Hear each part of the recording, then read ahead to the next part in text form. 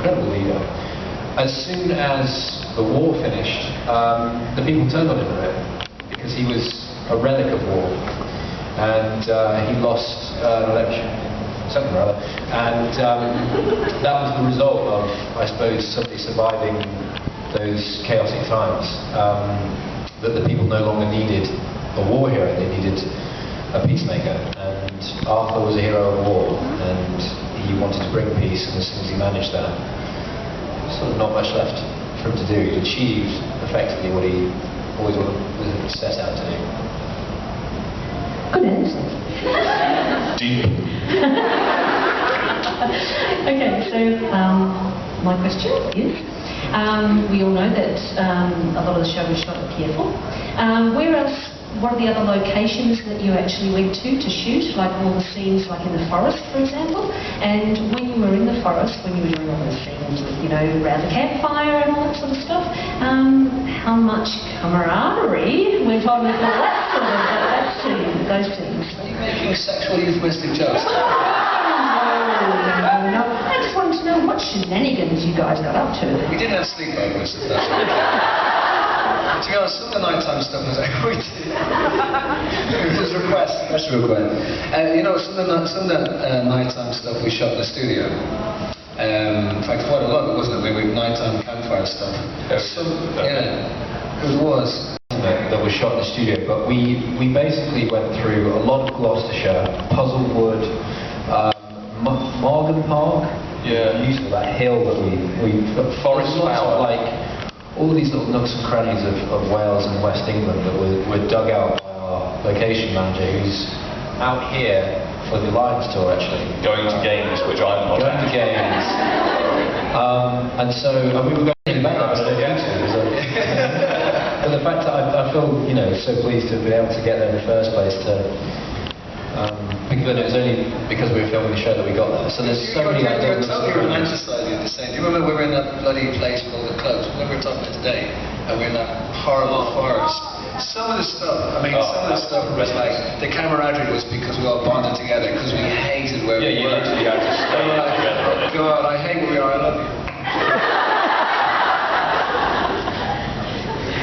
Yeah, they decided to start, they cut down filming in France in the last year, and we did a lot more in Welsh wet woods, and it was pretty horrendous. Long clothes and tripping over them and getting, we weren't that tough in those days. Yeah, in fact, in the scene, we were really, you know, our attitude in the scene was supposed to be a real struggle, and we were really getting down about the whole thing. That was not acting. That was a real struggle. As I said earlier, what would happen if it rained and then Owen and I would have to go to a tent for 20 minutes, have our hair blow dried back. That was definitely That was. Yeah, I've got a great photo of Tom with a tiny hairdryer. Yeah, the tiniest hairdryer in the world. And Tom. I had a crack at it. Just looked tiny. Just a man hairdresser. We basically all bonded There's together. another question. It's time. Thank you. Hi guys. Hi. It's really sad to know that Merlin won't be returning to you know, Australian TV. So I wanted That's to the new know. rerun, is that right? I hope so. You can always get the box set. I've already got that. So my whole family's addicted to the show. So, but my question was, you know, now that the show's over, I guess what was sort of the hardest thing to leave from the show? You know, knowing that, you know, obviously you guys sort of had a bond together, and after 5 seasons, what's the biggest thing that you're sort of going to miss, you know, with the show? I mean, I can only talk for myself, but for me, it's genuinely the guys, really, because, you know, you build a great friendship and stuff, and that's not going to work with these boys every day is probably the hardest thing to lose, I'd say. But that, Say something like what? Say he's going to be a scientist or something, gets an arm. get better and better. Okay. No, what he's saying is true. Sorry, buddy. Because what's actually fun about coming here to Australia as a group is actually because we're all together getting a bit of fun. I mean, we do all meet up and all that kind of stuff and hang out, but all the time. But it is actually really nice. It feels a little bit like being working on Merlin again. Because the 4 of us are all together and getting up and, you know, coming in here and seeing you guys. That's nice. Yeah. Somebody asked me during the signing earlier who I was most looking forward to seeing, and of all the people who, the other chaps who turned up, and I said it was these guys, because I've seen them individually quite a lot since we finished, until the day before we flew. But I hadn't seen them together, and that camaraderie that you mentioned was fantastic. The show just made it so enjoyable, and I will miss that. They give us 3 days and we'll say completely different things. At the moment it's fine. But yeah, we were all very lucky to have that. I think that was it. We wound each other up and knew each other so well. Not going back was quite weird. But yeah, it's great to be here. Hello, there's so much that goes into Merlin apart from the performance, like the costuming and everything backstage, even just the crew that we don't get to see. Like, what I want to know is, who do you have the most respect for? Who's like the unseen star and hero of Merlin? Like, who do you think puts the most into it that doesn't get shown on screen? You're Scottish. I am.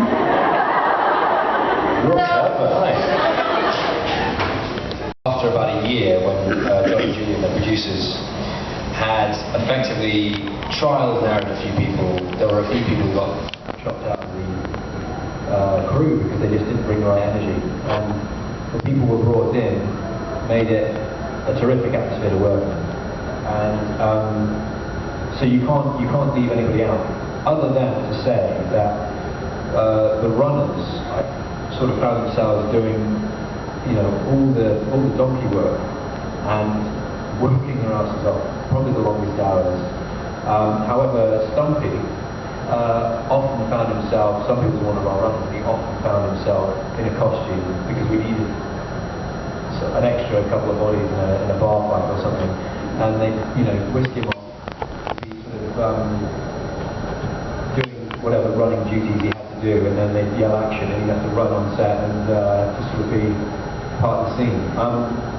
But across the board we had a fantastic crew. The family that I had for 5 years is one I'm indebted to, because it really made it such a pleasure to go to work every day. And so it would be very difficult to pinpoint one specific person who worked behind it.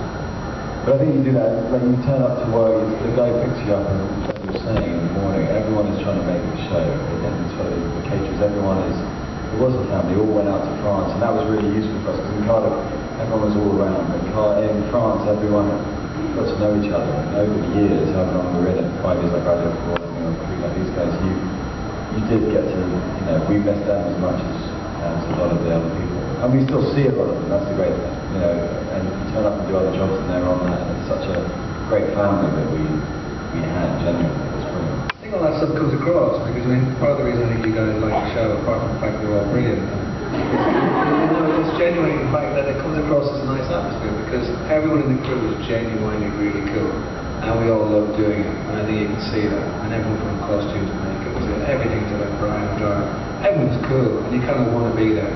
I think that makes a massive difference, because it's like, at the end of the day, you can be in there from like 5 in the morning till 7 o'clock at night, and you're not. So you do want to be with people you want to work with, and they were all really cool. I think everyone did a great job, because the show was great. So yeah. You took quite a lot, didn't you? Yeah, you took what I was given. They were going to make a new series where they lost everything. No problem.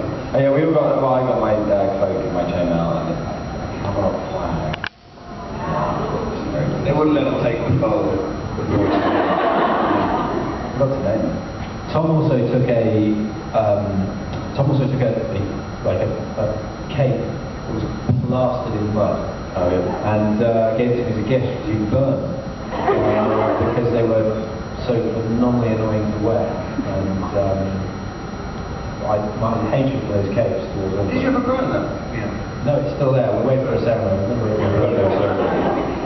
But at some stage, when I actually spend longer than a week in my house, I'm going to put an Excalibur on the wall somewhere. I managed to take that home with me, and that's a souvenir of that. You're not going to burn Excalibur, you're going to burn a cloak.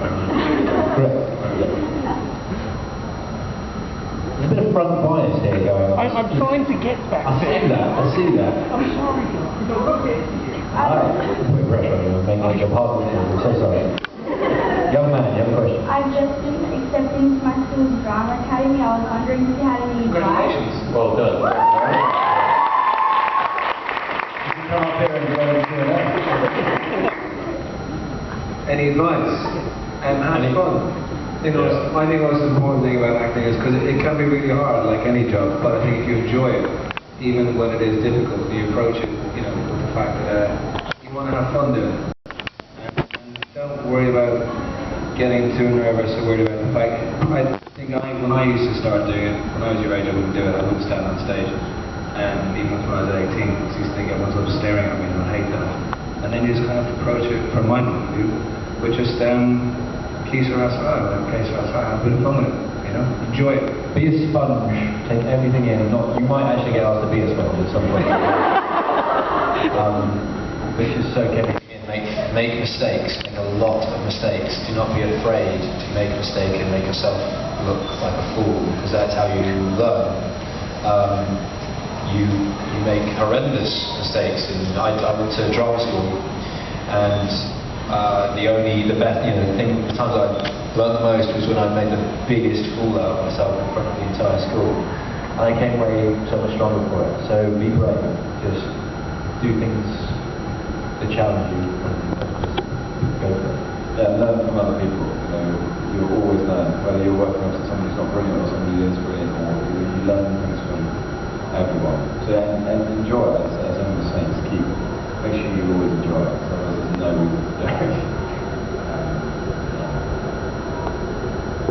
Hey guys. It's your turn. I'll give a bit of advice. Oh, sorry, I promise. No, please, go ahead. Hi.